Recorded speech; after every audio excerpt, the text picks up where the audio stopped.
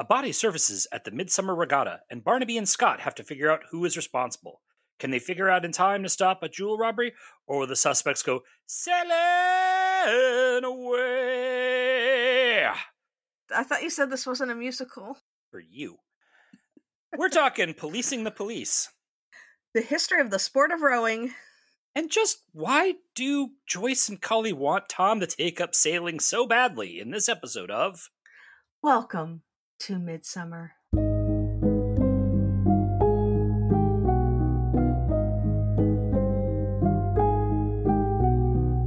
Hello, and welcome to Midsomer, the podcast where we dissect all the mysteries, the murders, and the many weird things about the long-running hit TV show, Midsomer Murders. I'm your host, Eric Buscher, and with me as always is my co-host, Eileen Becker. Hey, Eileen. Hey, Eric. Today we're talking about Dead in the Water, the second episode of the 8th series. It originally aired on October 17th, 2004. It was directed by Smeedrai and written by Douglas Watkinson. Let's row, row, row our boat. See, I can't make this a musical. Mm-hmm. You good? You got it out? I got it out. Spoiler warning, we will be discussing the events of this episode, including the identity of the murderer, so if you haven't watched it yet and don't want to know who done it, pause this and go watch it. We will still be here when you get back. I'm taking him back to the lab, Tom. Any initial thoughts? Yes, he's dead.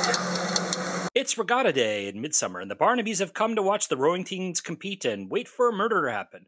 Wait, a murder at a regatta? That would be crazy. Until the body of Guy Sweetman, chairman of the Midsomer Rowing Club, surfaces.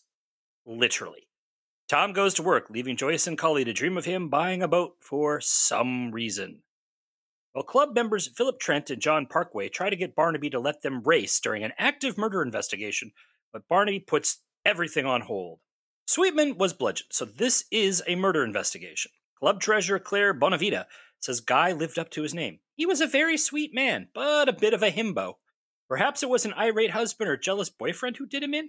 Claire is also managing up-and-coming rower Henry Charlton, who is Midsomer's answer to Steve Redgrave and is seeing Trent's daughter Hetty. Claire wants Henry to focus on rowing because Olympic scouts are at the regatta to see him, and he's tiring himself out partying and having sex.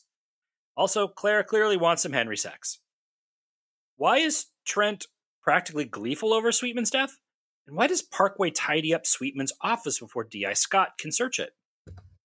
Bartender Vic Linton hints that something else is going on, telling Barnaby that Trent, Parkway, and Sweetman had been having weekly Friday night meetings at Trent's rundown boat. But last Friday, he witnessed a rumpus between Trent and Sweetman, where Trent threatened to kill him. Linton also thinks there was a fourth person hidden on that boat.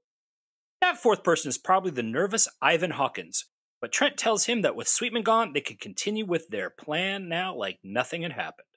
The autopsy reveals that Sweetman was hit in the back of the head, then drowned, most likely at his house late Friday night. Sweetman was dating Sandra Tate, a mysterious woman they can find no record of.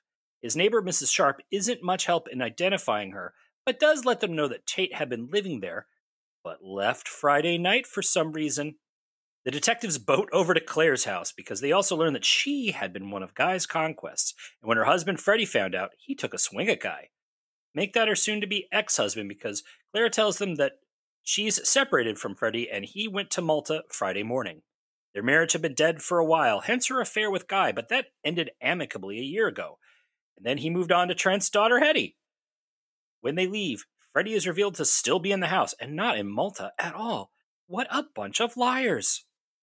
Later, Trent shows up to ask Claire to borrow some money so Hetty can go to Bali for vacation. Next, they visit Parkway and find him in the middle of a monetary exchange with his former student, David Cook. Cook escapes on his motorcycle before they can question him. But Parkway says Cook was just paying him back some money he loaned him. He claims the fight on Friday was over regatta trophies. Nothing worth murdering over. Barnaby thinks Parkway was being blackmailed over the murder, but when they question Cook, he seems to know nothing about it. So what does Cook have on Parkway? Scott joins the Barnabys for a fancy dinner on the water, but this restaurant has Trent as the piano player? They question him, and he uses the same words as Parkway about the Friday night fight, which convinces the detectives to sneak aboard the boat he is living on to hunt for evidence. They do find evidence, but just of Trent being deeply in debt. The next day, Scott heads back over to Claire's to ask her some questions and finds Freddie there. taking him in for questioning. Freddie has a record from his youth and a temper when he drinks. He also has lent over 75,000 pounds to Sweetman, Trent, and Parkway collectively. Freddie admits that he had Claire lie for him because he knew the police would keep him from leaving, and he is ready to leave Claire. Barnaby and Scott decide to set up a stakeout, watching Trent's boat to figure out what the heck is going on. Meanwhile, Linton keeps calling someone, looking for Sandra. Okay, so tourist information. We are just going to talk about the Midsomer Regatta because that is the only known location that we have. They do mention a few like towns nearby that people, I guess, like live in or whatever. But yeah, it's this seems to be this seems to be the water part of Midsomer that we've never been to before and never will again. The Midsomer Regatta is a popular event held by the Midsomer Rowing Club, featuring competitors and teams from around the UK competing against each other. I think they are from the UK. They don't really say where anyone else is from, other than that people are here supporting the local team. I mean, it's a big deal. The Olympic Scouts come to check out the racers, and one guy started crying when he lost. I think the first discussion point we have to say is, this is a very, like, just writing out the recap, this episode seems way busier than it actually is. Yeah. There's a lot of talking, but, like, the doing seems very minimal. Does that make sense? It is. I've always felt this was a little odd, and I've never been quite sure why, and I'm still not sure I completely understand why this one feels different than the others, other than there's this big Thames-sized river running through Midsomer all of a sudden. Mm-hmm. And there's only one murder, which is really, really weird. Yeah, that's our strange skill. There's only one murder. But it feels like, you know, you do have the standard Barnaby breaking into people's, you know, residences to conduct illegal searches. But it feels a little weird, and I've never felt, but it does feel like there's a lot more talking than happening. There's a lot of actual detective work and police work done in this episode, which is weird for Midsomer, because mostly they just interview people and know things. Mm-hmm. But yeah, it's the whole episode is sort of, it's one murder. It's structured a little weird. They really want us to invest into things like Henry's racing career and, you know, his relationships and that sort of thing, which really has nothing to do with anything. Mm-hmm. I don't know. It's structured very weird, where it seems like a lot more is happening because everyone's relationship is like 3 degrees of convoluted. Mm-hmm. But when you actually watch the episode, it's a little slow. Yeah. Yeah. I will say, and I'll talk about this more in my history segment, but they utilize the crowd scenes very, very well. This is one of the most fully realized Midsomer events. This had more people there than they had at that concert and at the concerts in the Axeman Cometh. And the Ballad of Midsummer County, the folk festival. Well, I believe, and let's just go ahead and just dive into this. It's the regatta. It's the rowing club, which is described as a cliquey, immoral bunch of self-serving, and then person got cut off. But you knew where they were going. Yeah. In this, we meet first of all, we know Claire is the treasurer. Sweetman was the chairman. I'm guessing, I don't know if Trent and Parkway were like board members of this rowing club or like vice president and I don't know, secretary or something. Who knows? Yeah. I will say this, for an episode where everyone seems like they need a lot of money, I don't know, maybe quit this rowing club because it seems pretty expensive. I'm sure the dues are pretty high. Only members of the rowing club can buy at the bar. It's like, you know, here's a thought. Maybe change that policy. It might bring costs down a little bit. Yeah. Open this up to the public, you snob. Yeah. Those people don't want to do that. I have been to these places. Yeah. I get it. Do it. Yeah. I get it. But Trent is clearly broke, living on the terrible boat, the rat infested ramshackle boat. He's playing piano for funsies. Yeah. And yet, you know, he's still, like, throughout the entire episode, he has a real air of superiority of, like, you know, clearly a member of the fallen gentry. Oh, yeah. He was brought up definitely in a caste system that put him at the top. Yeah. And he can no longer afford to be at the top. But yeah. Well, none of them can. Again, No. Parkway is a school teacher. I don't know. Yeah. Like, look, I know that they probably get treated a little better in the UK, but I don't think they get paid that much more than they do here in the US. And I don't think many teachers in the US could afford a fancy rowing club. No. I liked that when Barnaby questioned them, like Trent was just super, super pissy. Well, and Parkway was like, okay, look, let's all be cool, man.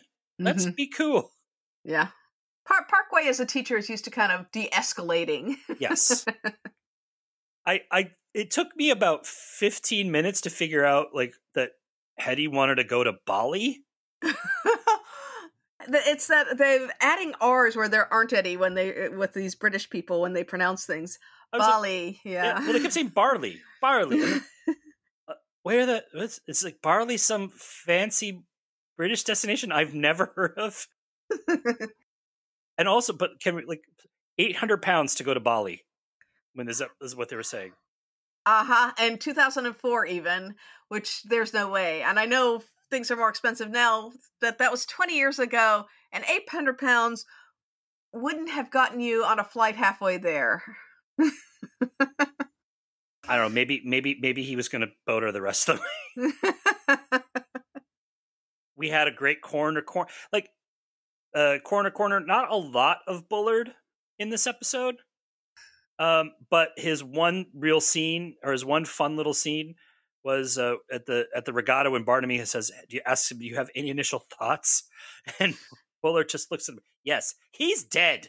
He's very cranky in this, and people complain about Fleur being cranky and getting pissy with Barnaby and Winter, and it's like, do you people not watch the episodes with George? Do you just glide over the fact that he gets downright rude on many occasions with Tom Barnaby? Well, I'm not going to say that they're not treating the man differently, but they're treating the man differently. Yeah. I do feel that let's be fair, the Barnabys usually have it coming. That is true. They're not, it's not like they're super polite people in their own right. Yeah. All right. Well, we've been talking a little bit about what's coming. So, Eileen, why don't we just jump into the history of rowing as a sport? Okay. People have been rowing boats with oars for millennia before someone had the brilliant idea that it could be fun. Obviously, this person never talked to a slave in a Roman galley. Some brief clarifications. Rowing sports have the oars attached to the boat, as opposed to paddling sports such as canoeing and kayaking.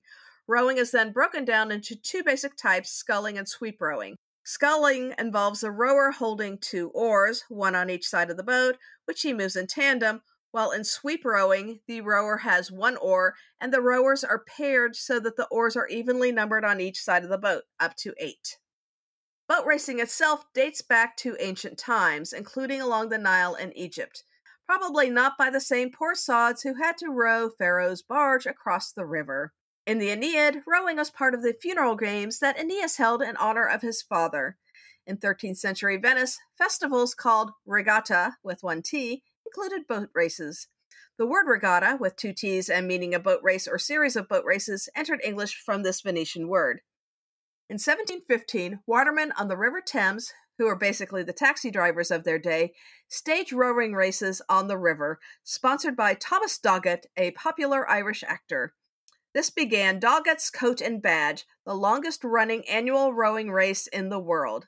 The first women competed in 1992, when Claire Burren finished third.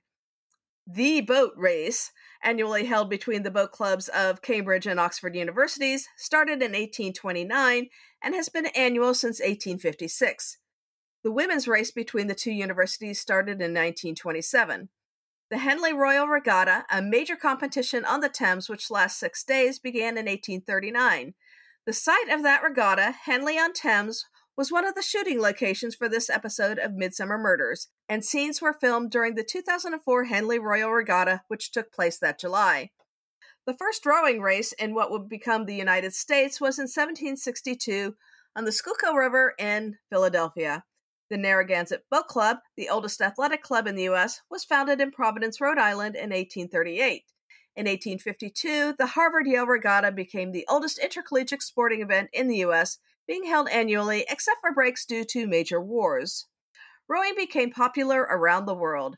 The International Federation of Rowing Associations, also known as FISA, was founded in 1892, with the first European Rowing Championships held in 1893.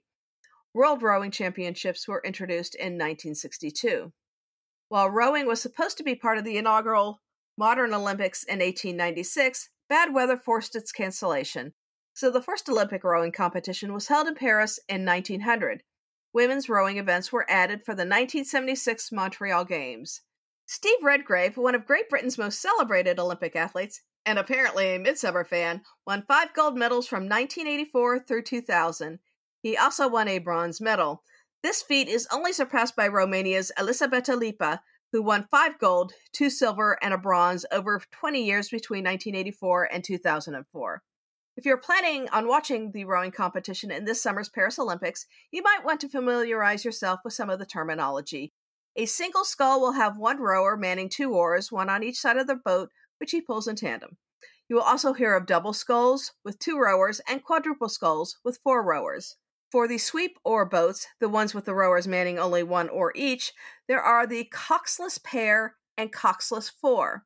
Coxless refers to the lack of a coxswain, or coxswain, a person who sits at the front of the boat and yells at the guys doing all the work. The coxed pair and coxed 4, who did have a coxswain, are no longer contested in the Olympics, though you will see a coxswain in the 8, which is also a sweep oar event. In this episode of Midsomer, we see both sculling, which is what Henry is doing, and sweep oars. So that answered why they were able to have such a big crowd at the regatta. They were basically, and I have a feeling Steve Redgrave probably got them that permission. 100%. You know, they did, you know, if you look at the Axeman Cometh as well, they had they tagged along to a music festival. So that's why they actually had decent crowds for like all the shots that none of the actors Yeah. Well, thank you for that, Eileen. Why don't you also tell us about a few return visitors that we had this week? Okay, there are only a couple, so let's get into them. Adrian Lucas played rat catcher Philip Trent. We discussed him when we talked about The Killings of Copenhagen. He's another actor with a long career whose first on-screen appearance is in 1985's Dutch Girls. He's gone on to The Bill, Doc Martin, Red Dwarf, Black Mirror, GD with Renee Zellweger, Rogue Heroes, and The Boys in the Boat. So he was in another rowing thing? I guess so. Typecast. Yeah, typecast, yeah. Well, I mean, at least it was 20 years apart. Exactly. Christopher Mellows was the very hospitable Mr. Stevens. He also appeared in Murder of Innocence. Mellows has only a few on-screen appearances, including Foyle's War and Silent Witness. He started late in life as an actor after working almost 30 years as a computer programmer. But in his 40s, he started chasing his dream. Sadly, this is his final on-screen appearance. Mellows passed away in 2013. So we have a lot of people who only appeared in one episode. In our cast highlights, we're going to start with William Scott Mason, or Mason, who played our committed actor, John Parkway. He also didn't start training to be an actor until he was in his 30s, having spent time in the military and then working in restaurants. The career change has worked out for him. He went on to appear in Braveheart, Tomorrow Never Dies, Longitude, Wallander, Waking the Dead, and most recently in Endeavor. Benedict Blythe was rowing obstacle Guy Sweetman. His first on-screen role was in the film The Keep, followed by Murder of a Moderate Man, Merlin of the Crystal Cave, 7 Years in Tibet, Dracula, and The Sandman. He has been cast, I counted this out, he has been cast as a Nazi 5 times. You know, and I gotta admit, he does look like your classic, like, movie Nazi. Yeah, he actually does. Sorry, Mr. Blythe. Yeah. I found this one funny. So in 2021's The Kingsman, he is credited as Sarajevo General, not a Sarajevo General, which is what he actually was in the movie. First I thought this was an internet mistake. It's in the credits. I went back and looked, and somebody in Hollywood really needed a spell check there. Clemency Burton Hill, or Clemmy, as she is listed in the credits, she played Daddy's girl Hetty Trent. Burton Hill did some acting work up until 2012 in the likes of Hustle, Party Animals, Supernova, and The Last of the Blonde Bombshells. However, since then, she has become a novelist, a music presenter, and a documentarian. She is well regarded for her love and knowledge of classical music, so much that after she moved to New York City with her husband in 2008, 10 years later, she became the creative director at WQXR-FM, which is the leading classical station in the United States. And they basically created this position for her. Wow. Yeah. In 2020, she suffered a brain hemorrhage and was unconscious for 17 days, with doctors unsure if she would ever be able to recover. Thankfully, she did. And she claims that a lot of music-based occupational therapy has really aided her in recovery. So now she spends a lot of her time doing a lot of advocacy work on that. That's great. And I know that they're doing a lot of music therapy with Alzheimer's patients and other patients with dementia. So great. I'm glad that is wonderful for her. Hetty deserves it. Owain Yeoman was rower in Lothario Henry Charlton. He's a Rotograd where he won the Henry Marshall Shield in 2003, which is a very prestigious prize there. This was only his second on-screen role, his first being in the film Troy. He's probably had a very busy career that more Americans are familiar with since appearing in this episode. He was a series regular on The Mentalist. He appeared in Generation Kill, American Sniper, Extant, Turn, Washington Spies, and most recently in the final season of CSI Vegas. Now, he was married to Lucy Davis of the original Recipe Office from 2006 to 2011. And he lives with his current wife in California, where they have a new baby and a French bulldog. Yeoman is apparently a huge animal rights supporter. Oh, cool. Yep. Mark Frost was the most helpful Vic Linton. Now, he's appeared in Mayhem, Prey, Doctors, Coronation Street, Blue Juice, Playing Moose, and Unforgotten. Now, he is not the Mark Frost who most famously co-created the TV show Twin Peaks with David Lynch. Different guy. Different guy. Sean Baker was punching bag Ivan Hawkins. Now, he appeared in American Werewolf in London, The Keep, Soldier, Black Beauty, Holby City, Headhunters, Jupiter Ascending, and in the podcast, Wooden Overcoats. Yeah, cool. Janet Brown played the almost helpful Mrs. Sharp. Brown was a Scottish comedian best known for her impersonations of Margaret Thatcher in a number of different comedy programs, and even in the James Bond film For Your Eyes Only. She even named her autobiography Prime Mimicker. Outside of playing Thatcher, she appeared in Bless This House, Roger, Doctors, and Casualty. She passed away in 2011. She was delightful, and I really identified with this character. She has a lot of comedic chops and a lot of a strong comedy background. It's just that she was so good with her Thatcher, that's what she became known for. Yeah. Jack Claff was almost out of there Freddie Bonavita. Now, Claff is South African and probably is most recognizable to people, well, nerds, because he's in the original Star Wars as Red 4, one of the TIE fighters from the battle at the end. He's also in For Your Eyes Only, Ivanhoe, The Eyes of Orson Welles, and most recently in The English. He is also a well-regarded academic professor. He studied law and economics before acting, and he is he has been a professor of public understanding of science at both Princeton and Star Labs. Oh, cool. You know who Red 5 was? Who? Luke Skywalker. Well, so he was just the guy who got in before Luke. Like I said, folks, nerds would recognize him instantly. That was part of my trivia night on last Tuesday. Mm-hmm. Joe Armstrong was enterprising David Cook. Now, this was an early role for him, just 1 year after his on-screen debut in Between the Sheets. He would go on to appear in Blackpool, Robin Hood, Happy Valley, The Village, The Darkest Hour, Gentleman Jack, and most recently in Fool Me Once. Sandra Duncan was Mrs. Stevens. Her first on-screen role was in 1967 on Coronation Street. She would go on to appear in TV versions of Macbeth, The Merchant of Venice, Silk, Doctors, and Emmerdale Farm. No word on how she feels about Triscuits. If you get that joke, you're old. I'm old. I am Emma Amos played almost widow Sandra Tate. Trained at the Royal Academy of Music, her first TV role was playing a talking phone in the kids' show Wizadora, and I'm sure at that point she was regretting all those student loans. She would go on to appear in the series about a time-traveling bigamist called Goodnight Sweetheart, replacing the original actress Michelle Holmes. Now, readers of The Economist voted her as having the best legs on TV while she was on that show.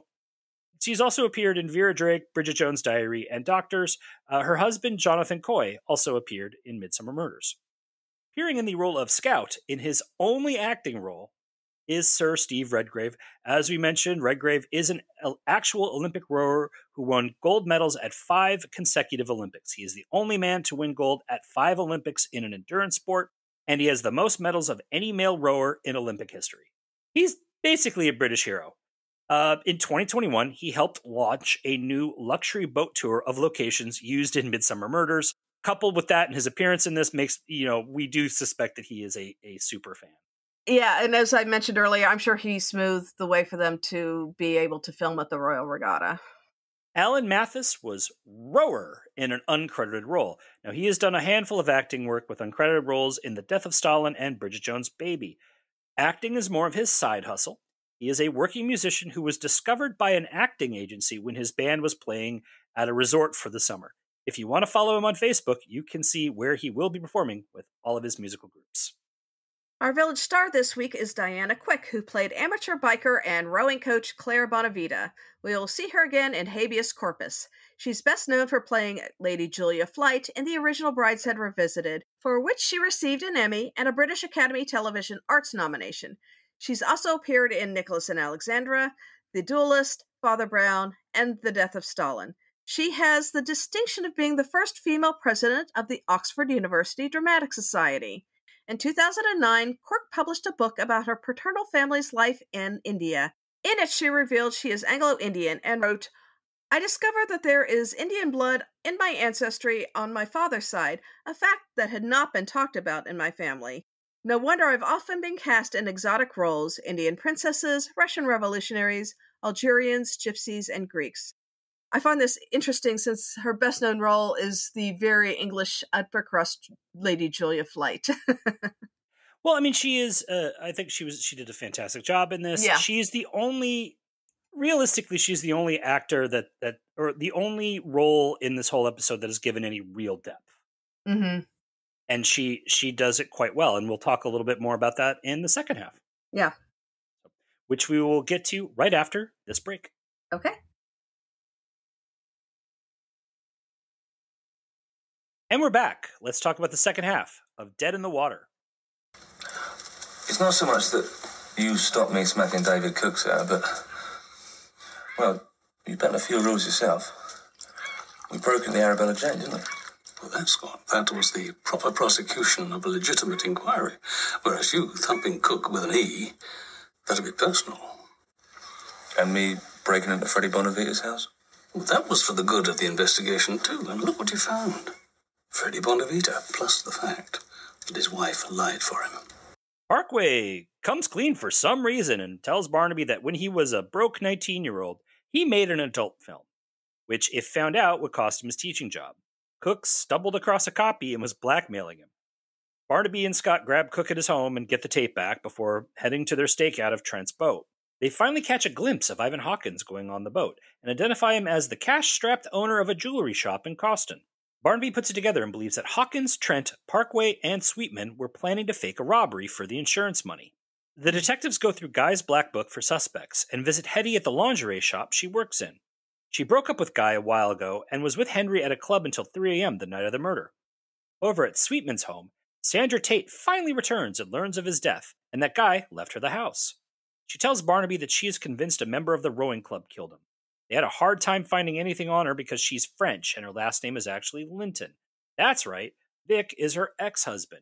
He was worried they would suspect Sandra, which is why he pointed the finger so hard at Trent. He also says he was cool with Guy being with his ex-wife and certainly wasn't jealous or murdery. Later on, a helmeted biker assaults Sandra, but is scared off by Mrs. Sharp before she can be murdered. On the final day of the regatta, Henry wins the big race and is approached by the Olympic scout. Henry makes lobster thermidor for Claire to celebrate that he's going to Italy to train for the Olympics. He kind of disses Hetty and starts to put the moves on Claire, but then Mr. Smooth drops a bombshell that Claire will not be coming with him to Italy either. Obviously, this upsets her.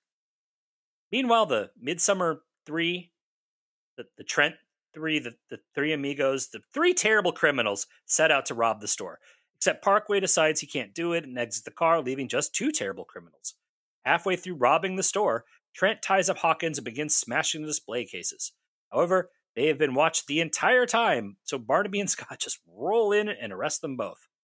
In interrogation, Hawkins attempts to blame Trent until they show him photos from the stakeout. Trent just eats and asks for his solicitor, oddly cocky with the fact that they have him dead to rights.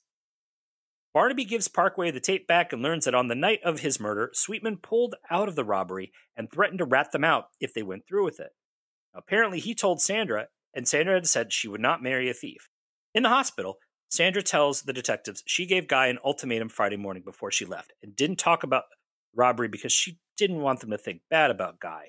Aww, that's love. Yes, or enabling. Who knows? Yeah, but, well, I mean, if he's dead, it's not really enabling. That's true. Yeah. Anywho, does this mean the killer was trying to silence her? So they set up another stakeout, this time to trap the killer and protect Sandra. First, they nab Vic by mistake, who showed up to comfort her.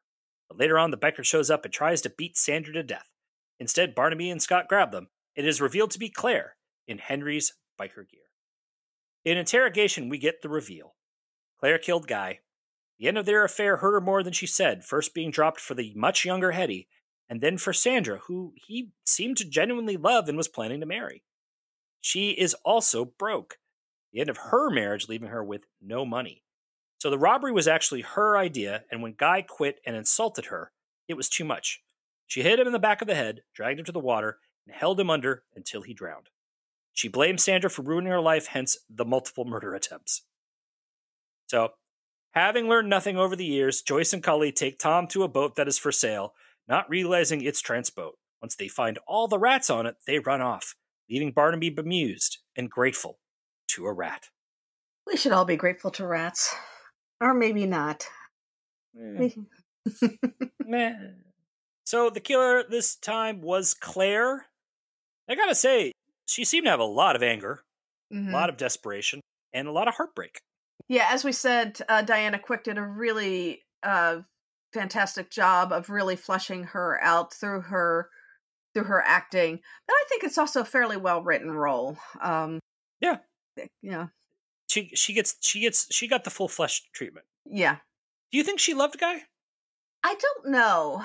There is something, a bit of the narcissist about her, where she goes from, I never know. It's hard to tell between, is it the feeling she might have for him versus the kind of the douchey rejection for much younger women. Yeah. And in fairness, when she pleads with Guy, he's kind of a huge dick. Yeah, he is. Yeah. At that moment, he is not a sweet man. And it's kind of interesting because we never actually see him in action. So I wasn't sure how he was so smooth or flirty. But you can see Hetty at one point needles her about, being dumped for a younger version, and for him actually apparently loving Sandra. Was it about the money? Was it about the rejection? They leave it a little ambiguous. Yeah. And I think in all probability, when you've got that much rage, there's probably more than one cause. And it is probably the rejection, and the rejection after the rejection, her marriage breaking apart, falling, being uncertain with Henry and her relationship with him, as well as, her, the money pulling out of the heist, and just her drop in status in the world without that money. That drowning sequence went on for a while. Yeah, it was, and it does take a long time to actually drown somebody. Well, they don't. It takes a while, but it was, they didn't need to show that because it was all flashback. Yeah, but we live in that drowning for a while. Yeah, I was kind of can we just cut to something else, please? You're more squeamish than I am. I hate the sight of water. Oh, I'm terrified of water, so yeah. So Henry puts on an apron and makes lobster thermidor. What year was this set?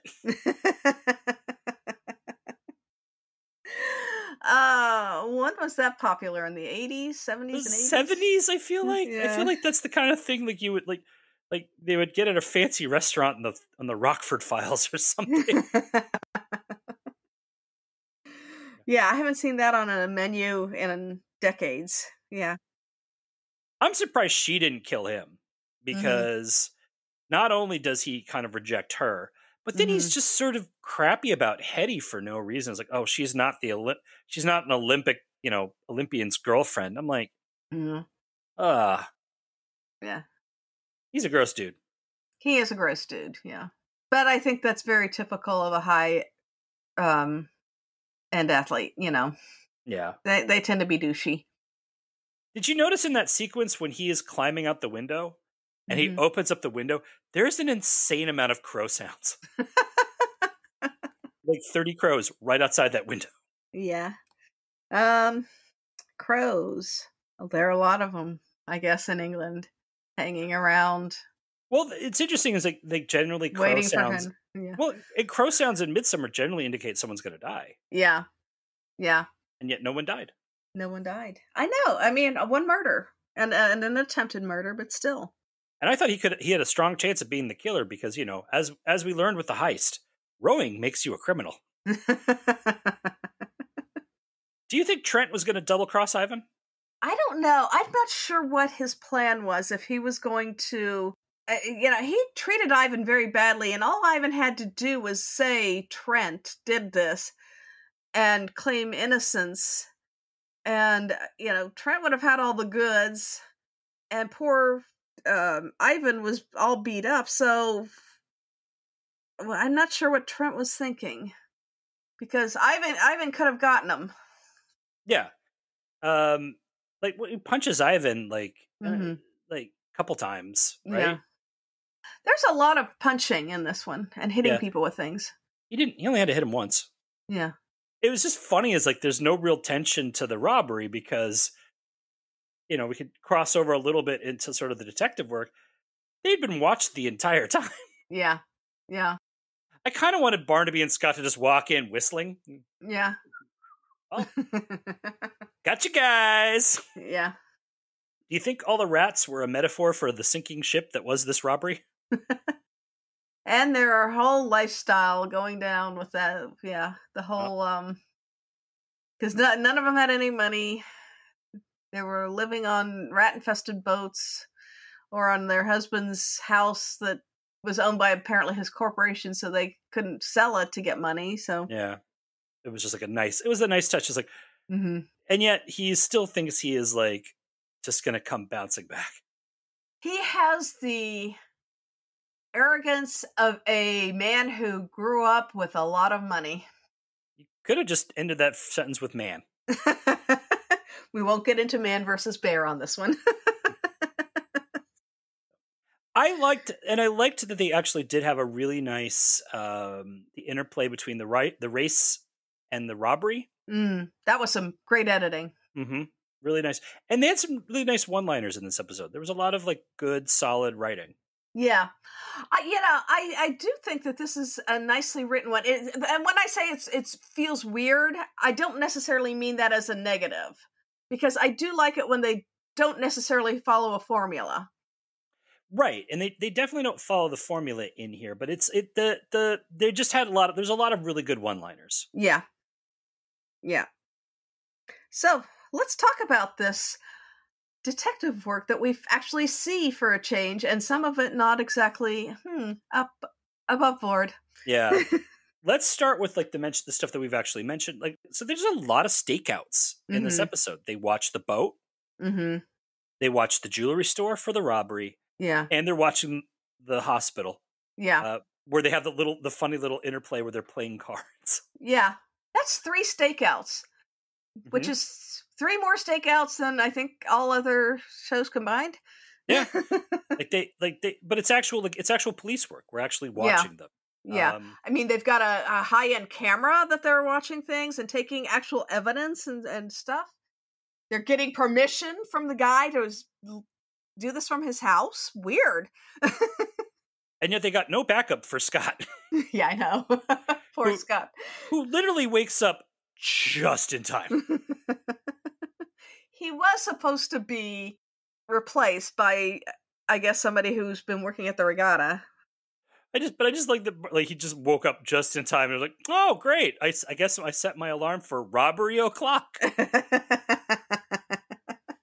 I don't have that setting on my phone. And then, of course, there was all the weird boating. Mm-hmm. So Scott drives the slow-moving motorboat twice with Barnaby just chilling in the back like they're out for a Sunday afternoon. Yep. Barnaby makes Scott row the dinghy. Uh-huh. But Scott got revenge, or not revenge. Like he got Freddy to row when he arrested Freddy. Yeah. Which I thought was a little funny. Yeah. But yeah, a lot of boats and boating. It was kind of very funny. That was there were some good visual jokes in this, and those were visual jokes that I liked. Yeah. So I think it was interesting in this one. We get sort of a little bit more into Barnaby's philosophy about breaking the rules. Yeah. So they break into the houseboat. That's fine. They don't have a warrant. Mm-hmm. Scott breaks into Claire and Freddy's. Mm-hmm. The door was open. Yeah. And Freddy calls him out on it. Like, that's not legal. Yeah. But when Scott intimates that he wants to beat up Cook, who kind of was mouthy and knocked him down when he escaped, Barnaby's no violence on my watch. Yeah. And the reason is it's personal and not to the benefit of the case. Yeah. And I understand that we don't want to do something that's not for the good of the case, but illegal search and seizure is not beneficial to a case either. No, there's no evidence that can be used in that. Yeah. But here's my question. Does that mean Barnaby is cool with them beating a suspect if it is to the benefit of a case? That is always a good question. You never see him endorse it. And I think the one with the police officer, the crooked police officers, he's very much against police brutality. But, this is a discussion that is very broad and very topical right now, because we do talk a lot, especially in this country, and I'm sure that there's our discussions in the UK about police brutality. Yep. It never seems to serve any sort of purpose. So why do they do it? And it's also, look, it's a common trope in a lot of detective shows. Mm-hmm. The slight roughing up of the suspect, or walking them into the police door, or whatever. And I actually thought it was kind of nice when Barnaby said, no violence. Yeah. However, when Scott asked him to explain that position, I thought it's an interesting choice to have Barnaby say, it wasn't okay because it was personal, and it's not okay because it's not okay. Yeah. I feel like Barnaby as a detective would have just said, it's not okay to beat a suspect ever. Yeah. That's his character. Yeah. This line is weirdly out of character. I agree, because when you see him with some suspects, he is much more of a sympathetic listener to them when they are finally giving their confession, which they almost inevitably do. He has that avuncular quality to his interrogation style that does take a bit of a moral high ground. And for him to kind of not quite tacitly say it's okay to beat up a suspect if it's in the service of a case and it's not personal, but definitely not deny it, is very odd and very weird, as you point out. It's just not what it's just never something Barnaby's really been supportive of. And yeah. Or he's never seen it. It's never done in the show. it's interesting they address it in this episode, but then they address it in such a weird way. Mm-hmm. I'm actually shocked that Nettles didn't say, I don't think Barnaby would be cool with beating a suspect. Yeah. And if because Nettles is a smart actor and he lived this role, which makes me think it's like maybe Barnaby would have beaten a suspect then. Who knows what he did when he was young in his career? Yeah, I just think it was interesting that Barnaby that answer was just so, I was like, wow, that's not cool. And it really feels like Midsomer IA, Internal Affairs, needs to investigate Tom. Yeah. I'm sorry, there's a lot of gray area. He's pushing the line a little too much, if that's how he believes. Yeah. But, they're okay with him, illegal search and seizure. How can that be? I mean, he's a great detective because he always manages to get the confession. So you don't really need the other evidence. Yeah. Still. Yeah. Now, when he says it's yeah, I'm okay if you beat it out of him. Like, okay, well now we have to worry about these confessions. Especially as everyone seems to be really bossy with the detectives in this episode. Obviously, we talked about Trent Parkway, Trent's treatment of the detectives. Cook got real saucy. George is downright rude to him in there, when he asks about his initial take on the body. And Hetty stiffs them with the check. Which, I mean, first of all, it's I don't know why they were shocked. I would be surprised if they made a suspect actually buy them coffee or lunch. That would seem to be, again, a violation of procedure that, one would hope Tom would be against. However, they looked shocked that she stiffed them with the check. Yeah. If nothing else, if the rule is you can't buy a suspect a coffee, then she should have paid for her own. When they can't treat you, and they paid for their own. That would have been something different. Here she just walks away and stiffs them with a check, and they do look a little shocked about it. Yeah. Speaking of things that were out of character, by the way, so how did Scott not hit on Hetty at all? It's usually his go-to move. They interrogated her at a lingerie store. He made an off-color joke, and then she made a joke back, and keeping it profesh. Yeah, because he's very hot-headed in this episode too, and he is, that is something he is. He is a little bit of a hothead, but the way he slams Linton when he comes into the hospital room is pretty brutal. Yeah, he also got some good moments. When he's interrogating Trent in the office, asking about if his daughter hooked up with Sweetman, and comments about the policeman's nose, which I thought was very good. It was he knew how to jab Trent. Yeah, and he had the great line, "Never trust a man with a tiny desk." Yeah. It took me a while to kind of figure out what that meant, and I think it just means that, other than, any kind of phallic symbolism going on there, but I think it also means, guy's not doing anything on that tiny desk. No, I think it's a little phallic because, remember, Barnaby goes after Freddie's manhood. Yeah. In interrogations. How are you cool with another man sleeping with your wife? What's wrong with you? He was jabbing the manhood, which I thought was also a little out of character for Barnaby. Yeah. Yeah. What is in character for Barnaby, though, is abandoning his family at the restaurant. Cully calls it out. I thought that was really funny. I think my notes was of course he took the car. Yeah. And why did he take the car? He took a boat to the other place. So why did he need the car? Not sure.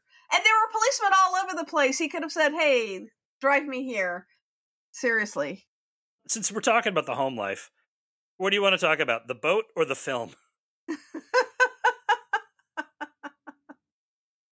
Let's talk about the film, because that can be very quick and fits in with a bit of Joyce's, she's a very... Joyce has got some kink. Joyce has got some kink. We've known that because after Country Matters.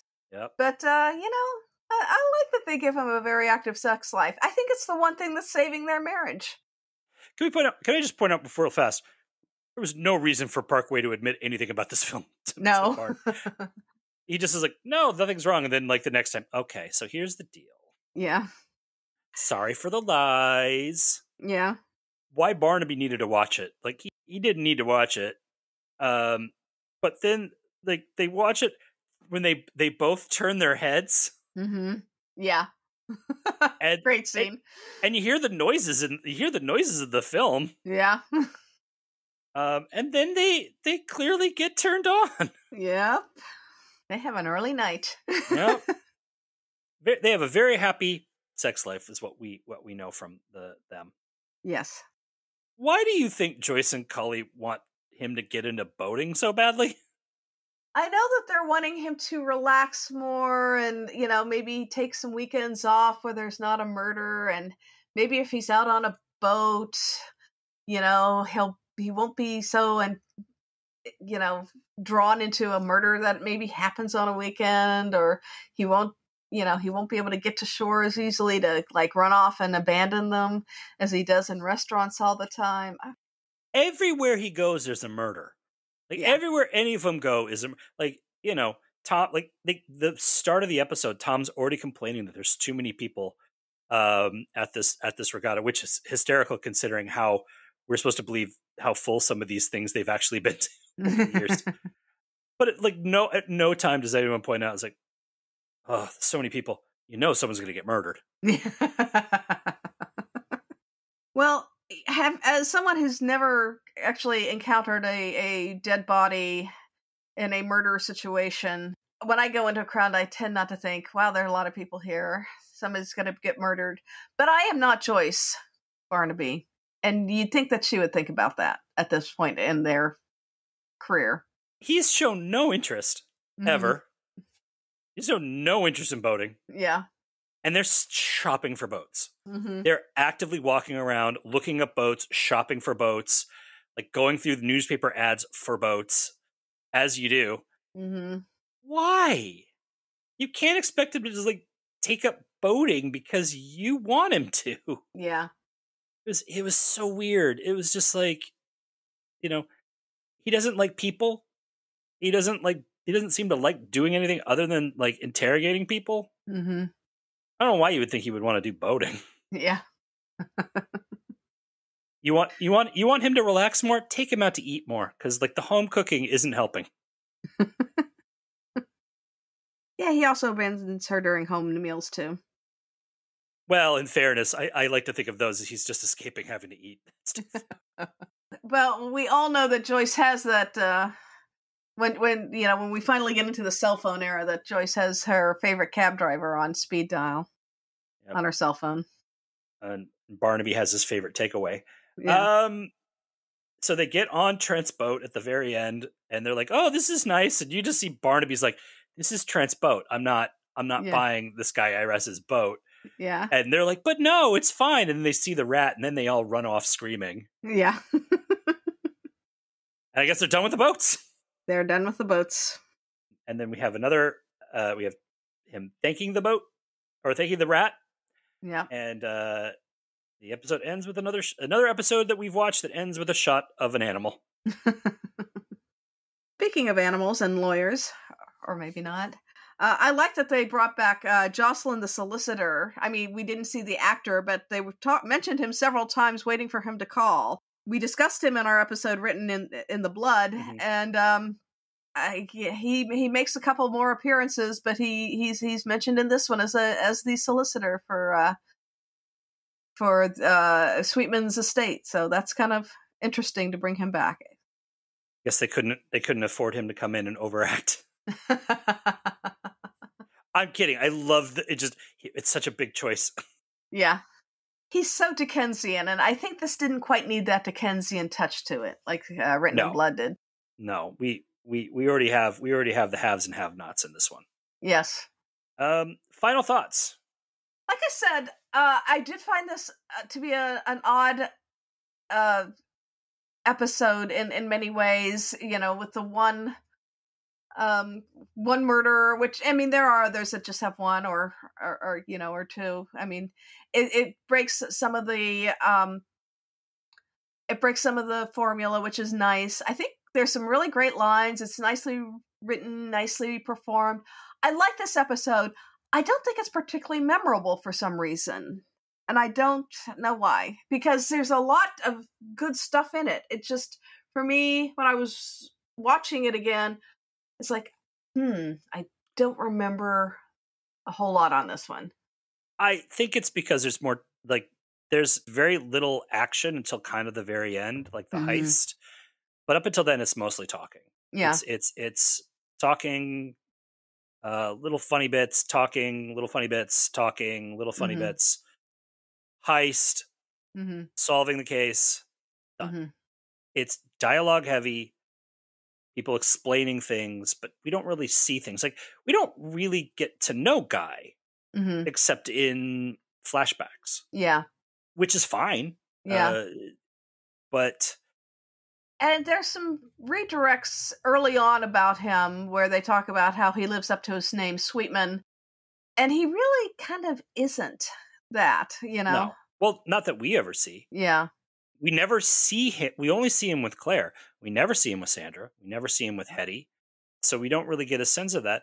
But I think it's like, I kind of with you, as like the episode is enjoyable, but it's like I remembered that there was some kind of heist and that was about it. Because everything kind of happens, I don't know. I think it also kind of points out, like, for an episode where there's like 3 stakeouts, right? Stakeouts are boring. Like, nothing happens in stakeouts. That is where we get the interesting scene with Barnaby and Scott. But yeah, it's just, I don't know. It's, again, like, for all that stuff that we're talking about, right, in the recaps, that's all dialogue. Like, most of that's just from dialogue. Yeah. What I remember visually from this episode is the boat races, because they are beautifully filmed. I barely remember those either. I mean, it's still, it's fine. It gives me something to entertaining to rewatch when yeah. But yeah, I mean, I think part of this is also, there's no real flashy murder. There's no weird murder. There's no weird suspects. There's no one's really being over the top. Yeah. It's almost lacking a little Midsomer. Yeah. You know what I mean? I think it is. But that doesn't mean that I don't enjoy it. Yeah. And we do get a really A+ cameo by a genuine British Olympic hero. Yeah. I mean, that was a lot of fun. Like, I didn't really know who he was until I looked him up, but it was a lot of fun. Yeah. But I think that's just it. It's like, what makes Midsomer so much fun is that it has that little touch of weirdness and that other police shows don't have. This didn't have that. So it's almost felt like it could be any other. This could have been Lewis. Yeah. Yeah. I think that's kind of what it's missing. Yeah. It doesn't have the village aspect. As we said, it mentions some villages that are nearby and everything, but you don't get a sense of those villages. And because it's also focused on the Regatta people. The only person outside of that we get any time with is Cook. David Cook, yeah. I think as well as as we mentioned, there's a lot of out of character stuff. Like, I don't like, why is Bullard so cranky? Why is Tom saying things that are out of character? Why are Scott doing things that are out of character? Why are Joyce and Cully so focused on boats? It's such a weird. Yeah. There's a lot of stuff that it just feels like it's a little out of character. It's enjoyable. It's not particularly memorable. Yeah. So good, but not one of the best episodes. It's not going to make it. It's not going to make anybody's top 10 unless you're really into rowing. No. It's unless it's like you're making the top 10 episodes, Scott episodes. Yeah. Because I think, wasn't he only in like 10? That's everything we wanted to talk about. If you have anything you want to discuss about Dead in the Water or Midsomer Murders, feel free to email us at welcometomidsomer@gmail.com. If you want us to use the email in the show, please say so in your email. We are also Welcome to Midsomer on Facebook and Instagram and Threads. You can also find us at Welcome to Midsomer on YouTube, where we are uploading all our old episodes. Just follow us on all those places, please. It helps everyone find us. If you liked what you heard, please consider subscribing to us or rating and reviewing us on iTunes or Spotify.